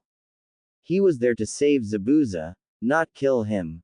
There is no assurance that Zabuza is alive or dead, but I say we have a week's time before Gato rallies another, stronger opponent or Zabuza returns. You guys will need training. Over the next week, we will try to make you strong before Gato returns. What's a little training going to do? Sakura said, taking Naruto's place as the loudmouth on the team. Sakura, who saved me back there? Kakashi said. You guys are growing rapidly, especially you Naruto. So we will train until then. Sounds like fun. Naruto shouted, reclaiming his title as Team Loudmouth from Sakura. That's no fun, a little boy said, appearing in the room. Oh, Inari. You're here, Tazuna said. This is Inari, my grandson. Inari, say hello to everyone. They are ninja who protected me. The boy turned to his mom and grandpa. Mom, they are going to die, the little boy said. There is no way that they can win against Gato. What the hell are you talking about, you little brat? Naruto said, only to be held back by Sakura. Listen kid, one day I'm going to become an incredible ninja and Hokage. I don't know who this Gato guy is, but I'm not going to lose against him. What are you, stupid? Inari responded, sending Naruto into an even greater rage. If you don't want to die, leave. With that, Inari left. Tazuna apologized for his grandson's behavior and explained to everyone how his father was killed by some of Gato's thugs. Naruto had followed the boy, who was in his room crying, but he decided to leave the kid alone. Kakashi had brought his team out to the edge of a lake. Kakashi knew it was true, Zabuza was alive, and he would most likely be back. With the false death that the Hunter Enin had put Zabuza in, Kakashi figured he had about a week to get his team ready for the inevitable rematch with Zabuza and whatever else he brought with him. Kakashi-sensei, so what are we doing? Asked Sakura. Easy. We are making you stronger, replied Kakashi. I have the next chakra control exercise for the three of you, water walking. What? Water walking? Asked Sakura and Naruto in unison. Was that even possible? Apparently it was. Kakashi demonstrated by gathering chakra in his feet and hobbling with his crutches out onto the water, remaining afloat on top of the surface. Naruto and Sakura looked on in amazement with Sasuke looking on with an indifferent expression. You are to expel chakra from the base of your feet at a constant rate, keeping you afloat on the surface, explained Kakashi. You saw how I did it, now I want the three of you to try, he instructed. Naruto was the first to try, gathering chakra into his feet and taking a step out onto the water, only to fall straight in, soaking himself. Sakura was next. Much to Kakashi's surprise, she had managed to stay afloat, even though she was bobbing like crazy, trying to get herself to stabilize. After a few minutes, she finally had the flow of chakra down and was standing on the surface just like Kakashi was. Wow, Sakura, it's great that you can already do that, shouted Naruto. Sakura turned around, giving a slight smile while scratching the side of her face. She had hoped to get a positive response from Sasuke, not Naruto. Sasuke was last, confident that he would get it. He took a step onto the water. Like Naruto, he fell through the surface. Kakashi instructed the three of them to work on the exercise. Since Naruto and Sasuke hadn't gotten it done yet, they had to get the technique down first. Sakura, on the other hand, had already managed to stand on the water after the first attempt. Kakashi attributed her success to her superior chakra control over the two boys. For the next 2 days, Kakashi had all three of them working on the exercise. He had Sakura refining the technique by doing various physical exercises such as running, jumping, and skating on the surface of the water. Sasuke and Naruto were still struggling to get the water walking exercise, and much to Sakura's delight, had resorted to taking off all but their shorts so their clothes wouldn't become any more soaked than they already were. It wasn't so much Naruto she cared for, but a shirtless Sasuke was too much to pass up. This was the one time in the exercise where she completely lost her focus and ended up falling through the surface into the water. At the end of the second day, Naruto and Sasuke were getting close. They were each able to hold the chakra flow for a few seconds before falling through. Like the tree climbing exercise, they had inadvertently turned this into some sort of competition, not wanting the other one to best them. Late at night, Sasuke managed to get the exercise down first, but Naruto was only an attempt or two behind, showing Sasuke that the Dobi really wasn't that far behind after all. Back at Tazuna's house, Naruto and Sasuke showed up, finally. Kakashi was glad that the two had finally got the basics down. He gave the two boys one more day to refine their technique while he and Sakura would join Tazuna on the bridge for guard duty. The following day, Naruto and Sasuke were back at the lake, working on the same thing that Sakura was doing the other day. Both boys were getting impatient by this as there was really no way for them to compete against one another. And then Sasuke made a suggestion. Naruto, fight me, he said. It was true, he wanted to fight Naruto. Even though he always wiped the floor with Naruto back in the academy, He had taken notice of the blonde's rapid progress. Now he wanted to fight the blonde. What? Asked a slightly surprised Naruto. You heard me, Dobi. Fight me, right here. The first one to either give up or fall through the surface loses. Or are you afraid, scaredy cat? Taunted Sasuke. That last phrase did it as Naruto accepted the challenge. That's it, I'm finally going to kick your and show to you what a good ninja I actually am. Naruto ran at Sasuke, only to receive a foot in the gut, sending him sliding back across the water and through the surface. Round 1 went to Sasuke. Come on, is that all you've got? Said Sasuke. Naruto picked himself out of the water and caught his breath. Hey, you wish, said Naruto. Shadow clone jutsu, he said as 6 clones poofed into existence and attacked Sasuke. All 6 clones in the real Naruto charged Sasuke, and he found himself actually finding a certain difficulty fending off 6 attackers at once. Perhaps there was something more to the Dobi after all. Sasuke won the second match as well, followed by the third and fourth. In Naruto's defense, he lost control of his chakra for a moment on the 4th try, falling through the water not because of Sasuke, but because of his own chakra control. But each time, the victory came with an increased challenge. Finally, it was getting late at night and the two boys had been going at each other for some time now. Both of them were getting tired and they could feel it. The both barely had enough energy to keep themselves afloat. Perhaps you're not so much of a Dobi after all. Let's go back, said Sasuke. That had been just what he wanted, some actual training that made him stronger, not just some meaningless running and jumping around on the surface of the water. Naruto stared at the Uchiha wide-eyed. Did Sasuke actually compliment him for once? Naruto grinned at the Uchiha. What's the matter, giving up already? He huffed. Dobi, you can barely keep yourself afloat. The last thing I need is to drag your unconscious and drowned body back to Kakashi, said Sasuke, panting as hard as Naruto. Both boys had to admit it. That last match was good enough to bring them to this point. To emphasize on that fact, they had to rely on each other to drag the other home. They finally made it home, only to collapse through the door. Sasuke! Shouted Sakura, rushing to Sasuke's side. What happened? You guys are all dirty and bruised.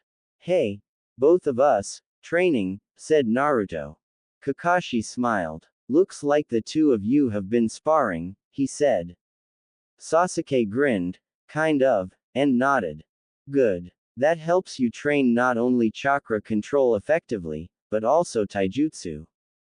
Starting tomorrow, you'll be joining us on the bridge, said Kakashi as the two dragged themselves over to the table and began eating just about anything in sight. Kakashi, Sakura, and Sasuke were at the bridge the next day. Naruto had managed to sleep in.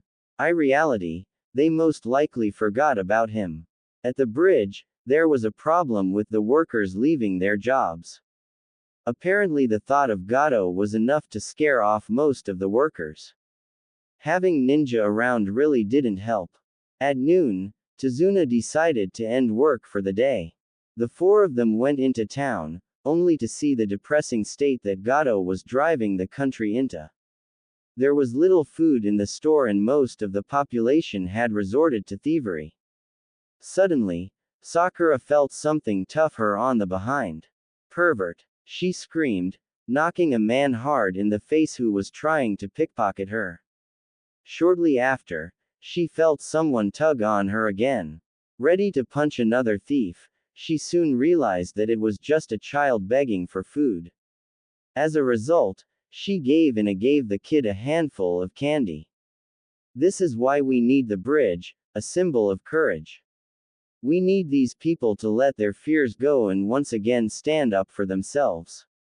If that bridge can be completed, the city will return to the old times when it was prosperous and happy, Tazuna explained. The 4 of them left early for construction on the bridge. Once again, No one woke Naruto.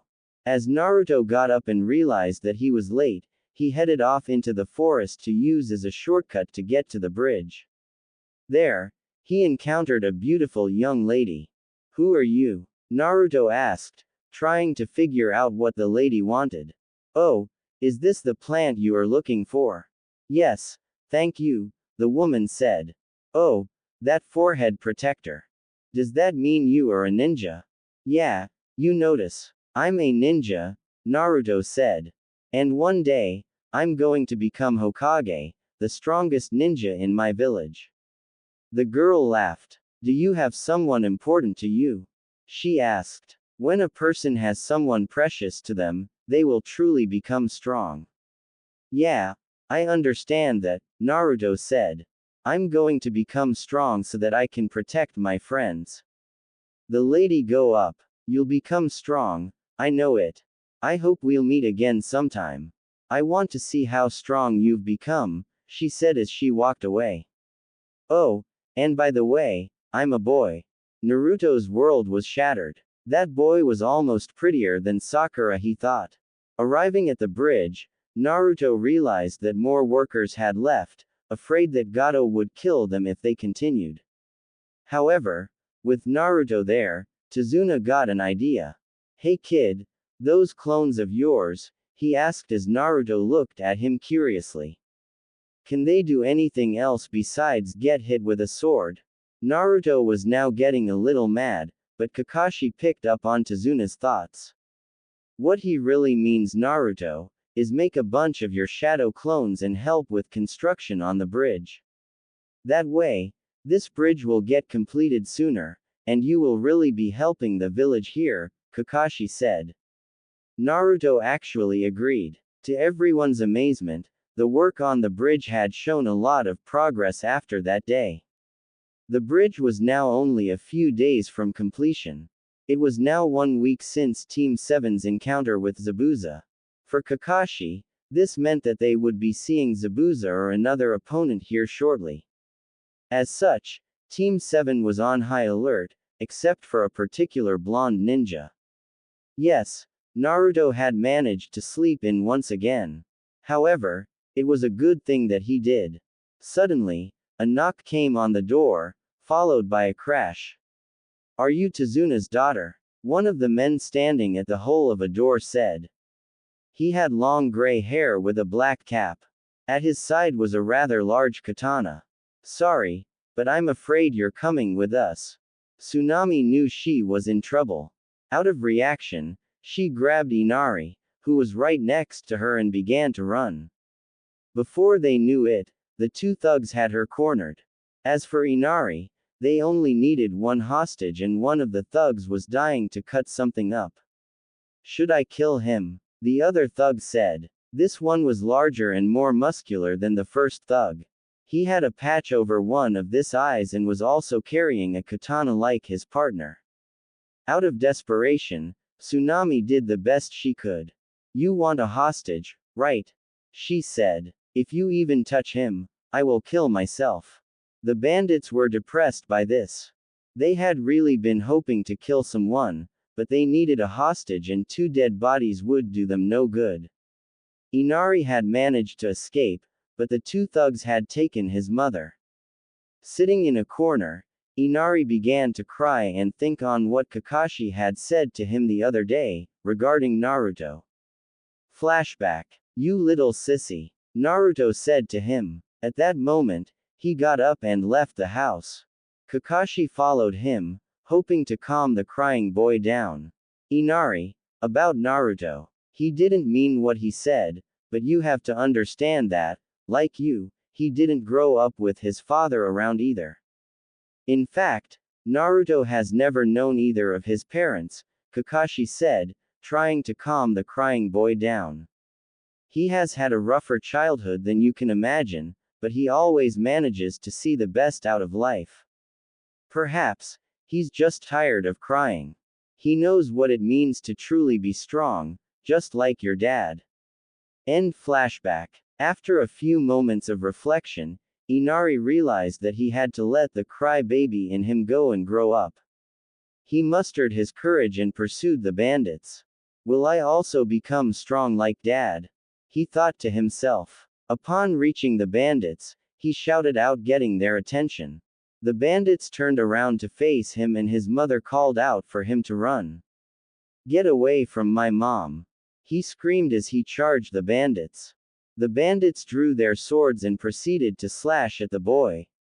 Their attacks hit, cutting him to pieces, much to the horror of his mother.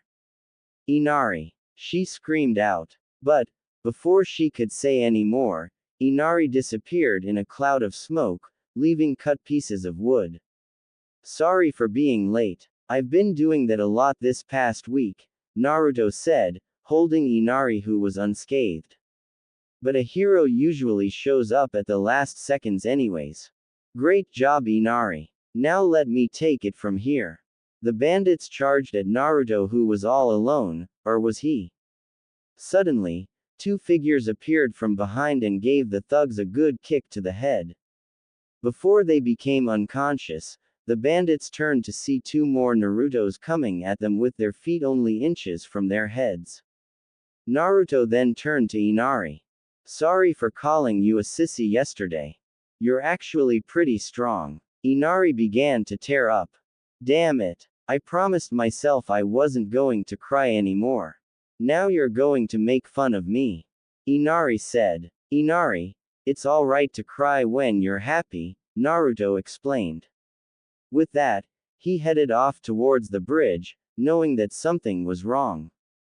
Kakashi, Sasuke, Sakura, and Tazuna arrived at the bridge to find most of the workers either injured or dead.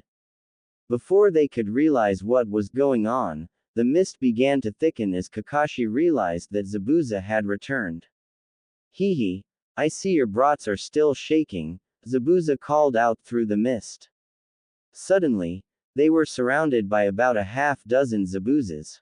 HMPH, I'm shaking from excitement, Sasuke responded as Kakashi signaled for him to go. With that, Sasuke defeated the clones with only a few movements of his knives, much to Sakura and Tazuna's surprise. The group looked up to see two ninjas standing before them, Zabuza and that hunter ninja from the other day. The brat has grown. Perhaps I have found myself a rival, Haku. The demon of the mist asked. Haku nodded and Kakashi knew that his hunch had been correct.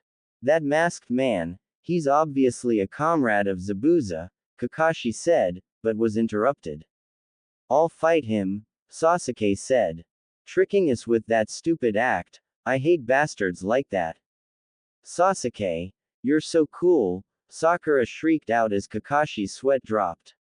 Sasuke engaged the masked figure, who brought some water around him to defend himself from Sasuke's attacks with. Sakura, guard Tazuna and stay by my side. We'll leave the masked ninja to Sasuke, Kakashi ordered as Sakura complied. Sasuke had begun his battle with the masked ninja as the two assaulted each other with a hail of Senbon and Shuriken. None of the Shuriken or Senbon hit their target as they had all collided with one another in mid-air, canceling the attacks. As the air began to grow moist, so did the ground. Puddles began to form around the two combatants. The masked ninja halted his attack and began to speak. I don't want to kill you, but you won't stand down, will you? The masked ninja said to Sasuke, who responded with his usual response. I see, but you won't be able to keep up with my speed the next time. The ninja began flipping through a series of hand seals and Sasuke rushed towards him, hoping to stop him before he completed some sort of jutsu. Unfortunately, he realized the trap the moment he grabbed onto the arm of the ninja. Now that I have one of your arms preoccupied, you won't be able to counter this. Sweden. Flying water needles. With that, the water around them began to rise, forming sharp needles of water. Sasuke channeled some chakra to his legs and jumped up before the needles could impact him. He then retaliated by throwing some shuriken at the masked ninja, who had just barely dodged them. Sasuke then appeared behind the ninja and sent him flying back with a kick to the stomach, much to Zabuza's surprise. Kakashi turned to Zabuza. I can't have you underestimating my students by calling them brats, Kakashi explained. Sasuke is the number one rookie in the village, Sakura is the brightest, and Naruto as well, Naruto, the number one hyperactive knuckleheaded ninja in the village. HMPH, just because your brat scored one lucky hit, doesn't mean he can take Haku, said Zabuza to Kakashi. He's just getting started and it looks like it's all over for your brat now. Sasuke felt a sudden chill surround him. Hyoten. Demonic ice mirrors. Haku called out. Sasuke was shocked that he was now surrounded by a dome of ice mirrors, with Haku's reflection in each one. He tried to figure out what that jutsu was, but he did not remember the Hyoten being one of the common elemental affinities. So he has a blood limit, this will get interesting, thought Sasuke. However, in reality, he was extremely tense, not sure what to expect at all. Now I'll show you my real speed, Haku said. Suddenly, Sasuke was hit with a barrage of needles, none of which severely injured him, this time around. Seeing Sasuke's troubles, Sakura ran to aid him, temporarily abandoning her charge. She threw a kunai at Haku, who came out of the mirror only to catch it. Suddenly, he was knocked onto the ground outside the mirrors. Naruto Uzumaki has arrived. Naruto shouted. That idiot show off, Sasuke thought as he picked himself off the ground. He was covered in scratches and cuts from the needles, but nothing was fatal, yet. Now that I'm here, the hero usually shows up like this and kicks the enemies instantly. Naruto exclaimed. That idiot, Kakashi said. Zabuza got a little laugh at Kakashi's facial expression. What kind of ninja does he think he is, barging in like that? Naruto threw a few shuriken at the distracted Zabuza, only to have them knocked away by Haku's needles. So you don't want me attacking them? You're soft as always, Haku, Zabuza said to his comrade. Sasuke realized the situation he was in. Apparently, Haku had been holding back. None of those hits were vital, only mere scratches so far.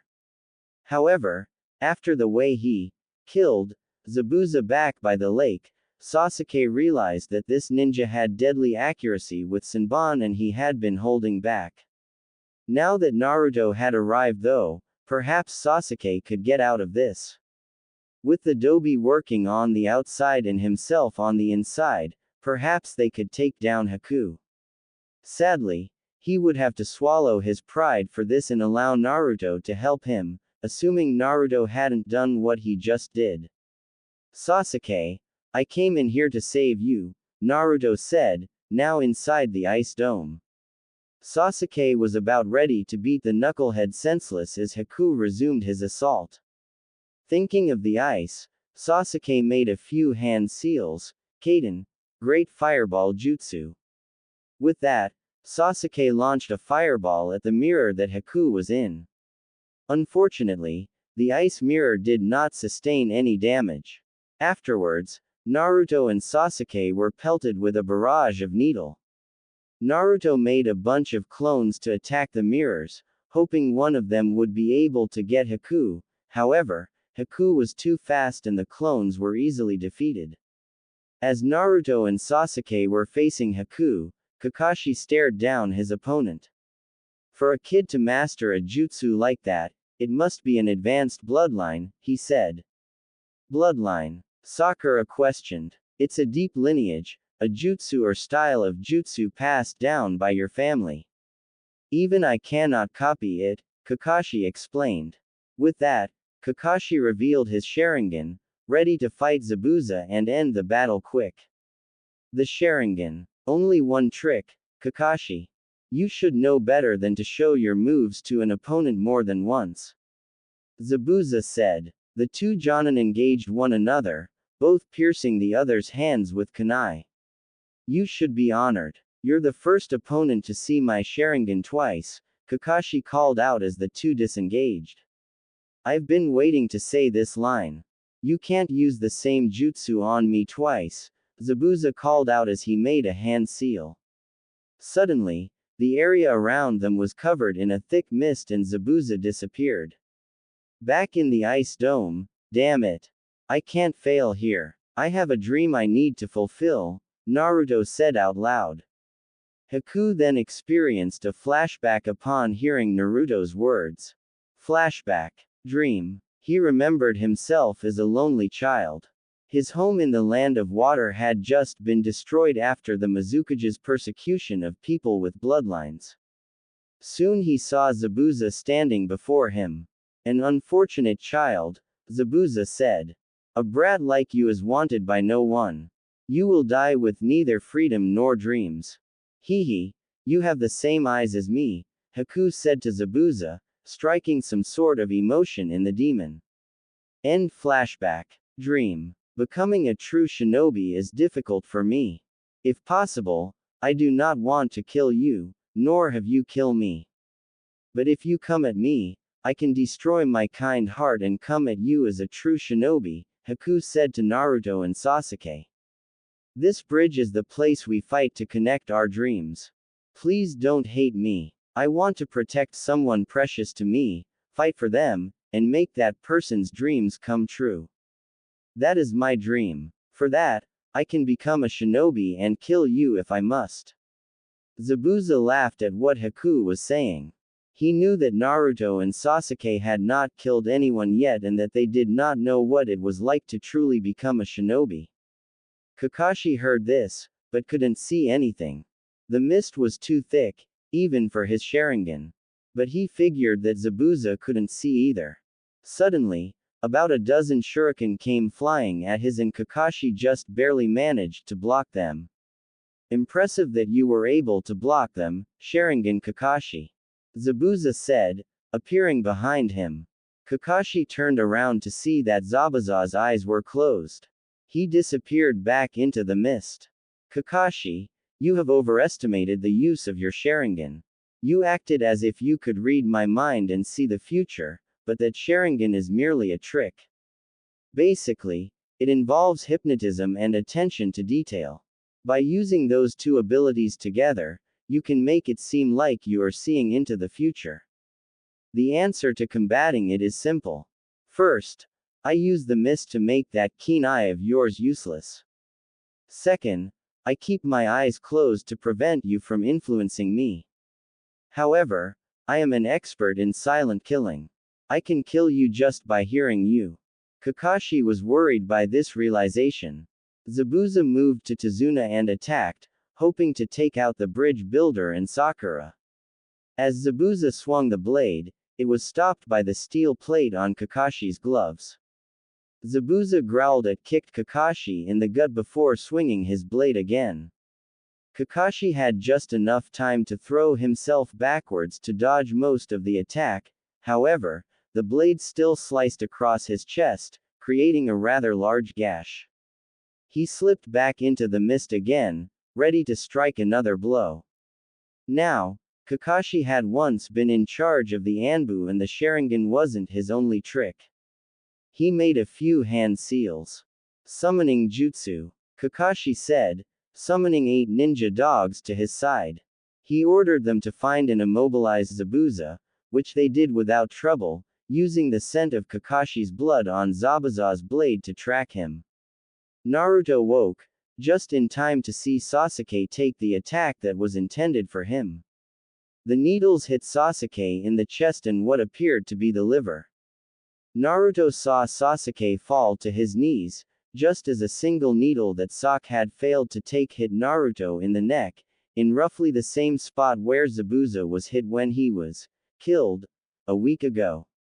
Naruto slipped into darkness. Naruto awoke again, this time finding himself in a damp sewer, unsure of exactly where he was. He heard growling coming from one direction and his curiosity got the best of him. He turned to find the source of the noise. Soon, he found himself standing in for a large gate. It's about time the two of us met, a strange voice said from behind the bars. Who's there? Asked a startled Naruto. The voice sounded demonic and it sent Naruto falling back onto his. Why don't you take a close look, child, and see, said the voice. A faint light filled the room and Naruto could see what was behind the bars. Why your T the KK Kyuubi no K Kitsune, stuttered Naruto in fear. Yes, and since you're here, that must mean you're in some sort of trouble, the Kyuubi said to Naruto. What do you mean? Naruto said, still trembling in fear. Are you going to kill me? No. Even if I wanted to, the seal on you that keeps me imprisoned in you would prevent me from doing such. If I remember, you were in a battle with a masked man. The fox did his best to conjure an image of what was happening. The thing that shocked Naruto was the image of Sasuke taking the hits for him, saving him, but getting injured in the process. Naruto saw that Sasuke was falling to the ground and feared that Haku had actually managed to kill Sasuke. I can sense that your friend is still alive, but he may not be for long if you just sit there and do nothing like a blundering idiot. I will give you a little bit of my power for now, but there is something I want to discuss with you later. Now go. With that last bark of the Kyuubi, Naruto was forced out of his mindscape. Finding himself in the real world, facing Haku and a dying Sasuke, Naruto instantly felt a surge of power course through his chakra system.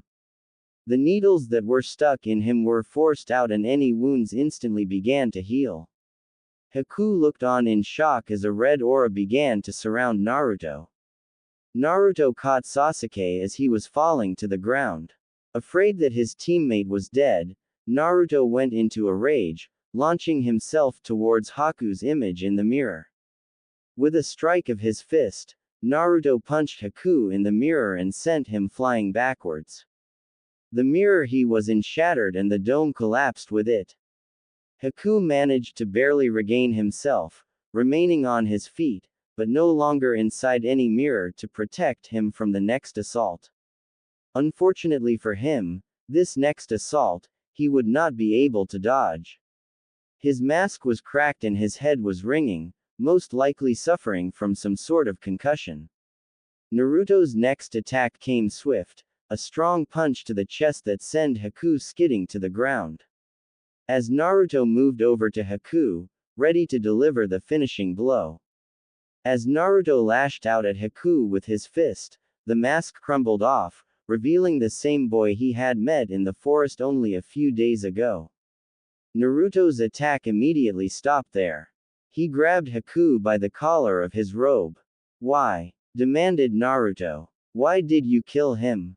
Why are you doing Gato's dirty work? Why? Because I am simply a tool, to be used by someone else, to accomplish their goal, said Haku, breathing deeply. Naruto was disgusted at the words that came out of Haku's mouth, yet he couldn't bring himself to blame Haku for turning out like that. Naruto could see some familiarity in Haku's eyes. He could see loneliness in those eyes. He determined there that Haku must have lived alone until someone came to him with an offer. Hell, Naruto had almost fallen to the tricks that had manipulated Haku when Mizuki asked him to steal the Forbidden Scroll. Don't talk about that crap anymore. You don't have to do anything you don't want to. You're a person, not a tool, don't give me that crap. Shouted Naruto, flaring a little bit more of the demonic chakra already in his system. Perhaps, but it seems like my usefulness is over, said Haku as he pointed into the mist, towards the end of the bridge. Naruto looked over in the direction Haku was pointing. For some reason, he could sense that something was there, something with the intent to kill. Naruto delivered a punch to Haku, enough to knock him unconscious but not enough to kill him as Naruto stormed off towards the source of killing intent. Kakashi was facing Zabuza, who was now immobilized by Kakashi's dogs. Suddenly, He felt a burst of demonic chakra coming from the direction of Naruto. Both he and Zabuza felt it, and Kakashi knew what it was. He was afraid that the Kyuubi had broken through the seal. However, Kakashi realized that the seal had not broken on, only some of the chakra had managed to leak out. He knew he had to end it. I have copied 1000 jutsu Zabuza, but now you will see my one original jutsu, Kakashi said, making a few hand seals. Suddenly, a mass of lightning appeared in Kakashi's hand. Raiden. Reikiri. Kakashi said as he dashed towards Zabuza, intending to kill him with his lightning blade. As Kakashi thrust his hand towards Zabuza, it was intercepted by the most unexpected turn of events. Some man had come flying out of nowhere, crashing into Kakashi's charged hand, taking the Reikiri to his gut. Zabuza looked over at his stroke of just pure dumb luck and realized that man was one of Gato's. Kakashi, release me so I can dispel the mist and we can get a better look at what is going on, said Zabuza. Of course, Kakashi didn't buy it. And why should I? Kakashi asked. The minute I do that, you're either going to resume attacking me or try and kill Tazuna. That man is one of Gato's. Haku and I suspected Gato would try to double-cross us, and we were planning on killing him after we were done here. If one of his men are here, then that only means that there are more of him here. I just need my arms to get rid of the mist, explained Zabuza. Kakashi thought. Fine, but try anything and the next Reikiri will be going straight through your head, threatened Kakashi. He ordered the dogs restraining Zabuza's arms to let go, and Zabuza did as he said he would, release the mist. Once the mist cleared, Kakashi could see what was going on. There was a group of roughly 50 to 60 thugs on the far end of the bridge and Naruto beating up one who was unfortunate enough to get too far ahead. Sasuke! Shouted Sakura as she ran to where Sasuke was lying on the ground. There was a faint pulse and she began carefully removing the Senbon from the Uchiha pincushion. Zabuza looked over at the battered Haku on the ground and his cold exterior began to melt. Now realizing that the rest of Gato's men could see him, Naruto retreated back to where the rest of the team was. He could feel the demonic chakra drain from him as he did so. So they are not dead yet, how disappointing, Gato called out, looking at the exhausted ninja standing in front of him. Why are you here? Zabuza asked. It's simple. I actually planned to do this from the start. I'm here to kill you, Gato claimed. It's what I do. I hire missing ninja to do my work. They are done, I kill them so that I don't have to pay them. Nice plan, don't you think? The only problem is you. PFF'd. Zabuza, the demon of the hidden mist. You can barely stand. Kakashi, this fight is over. I have no more reason to fight you or go after Tazuna, Zabuza said as Kakashi agreed. Gato walked over to Haku, who was lying unconscious on the ground just in front of the rest of the ninja, and began beating on the unconscious body. Yeah, take this, you little punk. This is what you get for breaking my arm, shouted Gato. He then pulled out a blade from his side. PHF'd. This is what happens to a worthless tool of mine. Naruto tried to rush to save Haku, only to be held back by Zabuza himself. What are you doing? Shouted Naruto. Can't you see that he's going to kill Haku? Don't you even care just a little bit? He's done everything for you and you've done nothing but look at him as a tool. He's more than just that, UKN. Stop, kid, said Zabuza, tears rolling down his face. I know what I need to do. Can I borrow a kunai? Naruto nodded and handed Zabuza one of his knives. Zabuza instantly disappeared and repapered behind Gato, driving the kunai into the back of Gato's skull. You sick, disgusting man. Get away from him, said Zabuza as Gato dropped to the ground, dead. He then picked up the battered Haku and retreated back to where Kakashi and Team 7 were. Hey, you killed our meal ticket. the group of thugs said as they charged the ninja. Kill them. Suddenly, arrows came flying out of some still lingering mist and killed most of the bandits. If you come any further, the citizens of this island will kill you. Inari shouted with all the villagers standing behind him. Inari. Naruto called out. A hero shows up at the last second, right? Inari said, returning a smile to Naruto. To give the thugs one last push to flee, Naruto made about 3 dozen clones while Kakashi did the same, although Kakashi's weren't all shadow clones. The thugs fled the island, the villagers had won their village back. Sasuke. Sakura shouted out in delight as Sasuke opened his eyes. UHG. Sakura, you're heavy, Sasuke responded weakly. Sakura began to cry and soon gave Sasuke a big hug.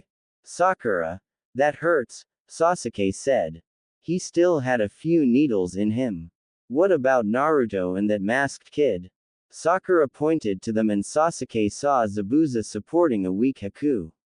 Why are they not fighting? Gato broke his deal and they are no longer enemies, Sakura said. Naruto turned around and realized that Sasuke was alright. Kakashi then turned to Zabuza.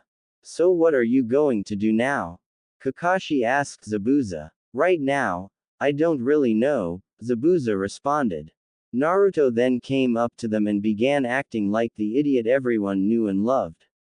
Hey Kakashi-sensei, can they come back to the village with us? Naruto asked. He then turned to Zabuza. You guys could stop running and start a new life again. Hell, you could even become ninja of our village. You really are an idiot kid, said Zabuza. However, there was something about that appealed to Zabuza. He never imagined himself settling down again after leaving Kiri, but Haku, perhaps the boy could use some rest.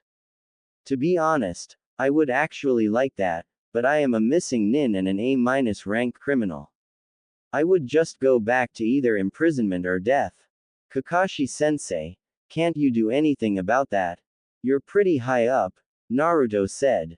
Kakashi figured he would regret this later. For your good work, I can send a message to the Hokage about this, Kakashi said, turning to a surprised Zabuza. Based on the condition of everyone, we will be here at least another week. I will send word to the Hokage, telling him of your intentions. Do realize that if you are given a chance, you will have to undergo extensive analysis to ensure that you mean no harm to the village. Zabuza thought to himself for a moment. Well, if there seems to be a chance, it would be a nice change. Even Sasuke was happy with this. If they come to the village, then that will give him an opportunity for a rematch with Haku. With that, everyone returned to the village to recover. Haku regained conscious, but was groggy and Sasuke was still sore from being a human pincushion. As Kakashi said, they would be there for at least another week and a week's worth of rest was much needed. The following day, Naruto found a quiet place out in the forest to sit down. There was still something he had to do after yesterday. He began meditating, hoping to get into contact with the Kyuubi inside him. Well, it seems as if you still want to talk, the fox said. I figured I would at least hear you out. So what is it you want? Naruto responded. I want to make an offer with you, Kit. The fox said. And I suggest you listen before you go blowing your mouth off like you normally do. What do you mean? Naruto asked, trying to restrain himself from the fox's obvious taunt. To understand where I'm going with this, you need to understand my past, explained the Kyuubi. I am one of the 9-tailed beasts that came into existence over 1,000 years ago. During that time, you humans have attempted to gain control of our powers and use us as tools. We, on the other hand, wanted nothing to do with you and minded our own business. Slowly, you humans managed to seal us inside yourselves, inventing the idea of a Jinchuriki. What's a tailed beast? And what's a Jinchuriki? Asked Naruto. Sadly, The Kyuubi knew the kid was going to start asking questions like that. However, he couldn't help but drop his head. As I said, I am a tailed beast. There are 9 of us in existence. We are demons who are classified by the number of tails we have, starting from the Ikibi, 1 tails, and ending at myself, the Kyuubi, 9 tails. Demons usually have some sort of defining feature that distinguishes their power amongst one another. For tailed beasts, it is the number of tails we have. Since I am the Kyuubi, I am the most powerful of the tailed beasts. You with me so far? Naruto nodded, indicating that he understood what a tailed beast was, at least to an extent. Now, as for Jinchuriki. Let's just say that is what you are. What are you talking about? I'm a ninja and a person, not a Jinchuriki, whatever that is, replied Naruto. It doesn't matter if you are a puny human. A Jinchuriki is a human who has a demon sealed inside them, explained the Kyuubi. So that means you are sealed inside me, realized Naruto. You're starting to catch on, Kit.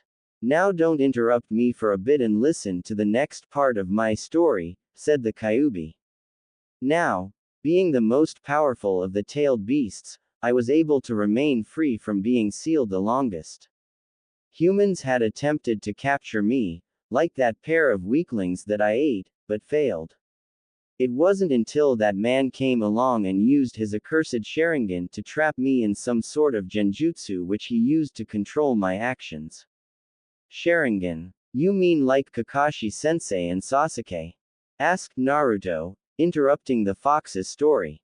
The fox growled at Naruto for interrupting him. Yes, like the eyes your teacher and that other brat you're with have. However, this man's eyes were much colder and much more powerful. He used them to manipulate me into attacking your village almost 100 years ago. With my power, he fought against your Hokage and lost.